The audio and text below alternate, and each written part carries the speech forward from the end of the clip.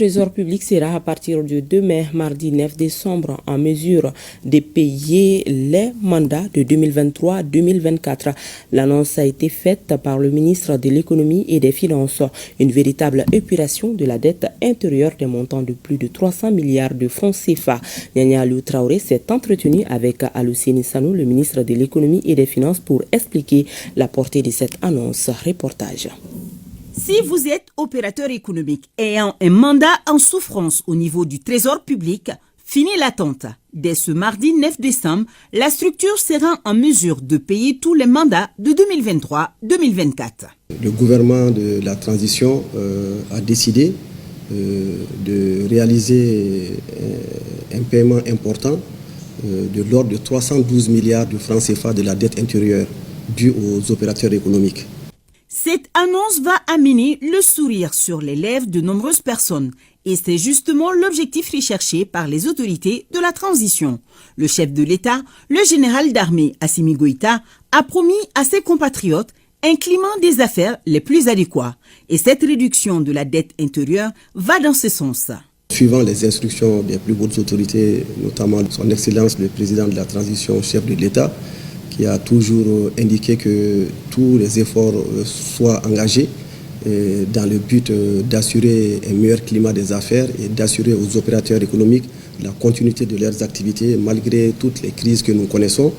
Nous avons bien voulu mettre en place ce paiement important compte tenu du fait que nous venons également de recevoir des ressources importantes suite à l'audit, à la négociation et à la renégociation des contrats miniers.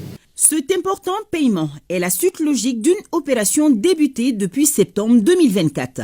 Le ministère de l'Économie et des Finances et le Trésor public ont enregistré un stock de mandats de paiement de l'ordre de 600 milliards de francs CFA.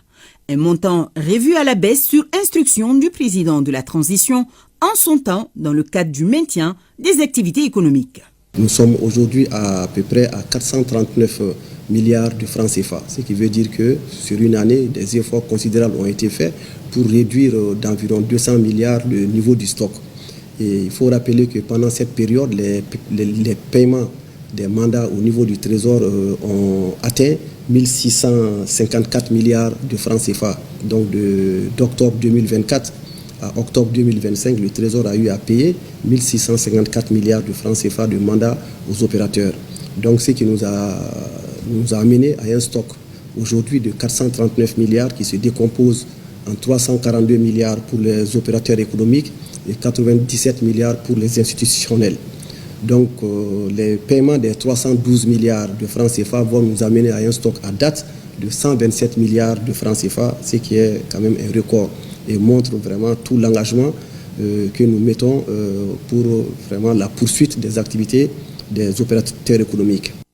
Plus de mandats au Trésor public à partir de ce mardi sur les années antérieures à 2025. Oui, le paiement des 312 milliards de francs CFA va s'étaler sur 3 mois et ce sont tous les mandats de 2023 et 2024 qui seront payés. Également, il y aura des paiements importants concernant l'année 2025. Tous les petits mandats inférieurs à 10 millions seront payés jusqu'en mars 2025.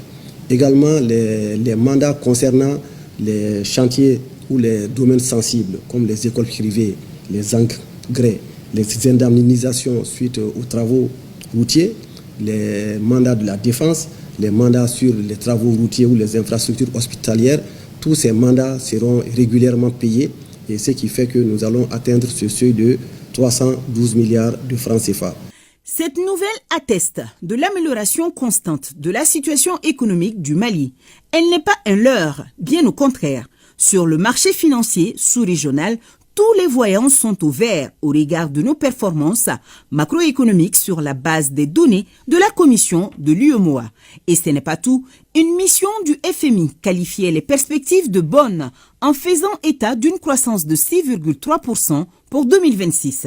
C'est donc confiant en l'avenir du pays et en la capacité des populations maliennes que le ministre Alousséni Sanou a réitéré tout l'engagement des autorités à assurer un mieux vivre au Mali. Je voudrais rappeler que ce programme important va permettre non seulement à notre système bancaire d'avoir des ressources importantes, mais également aux opérateurs de pouvoir vraiment avoir de la liquidité.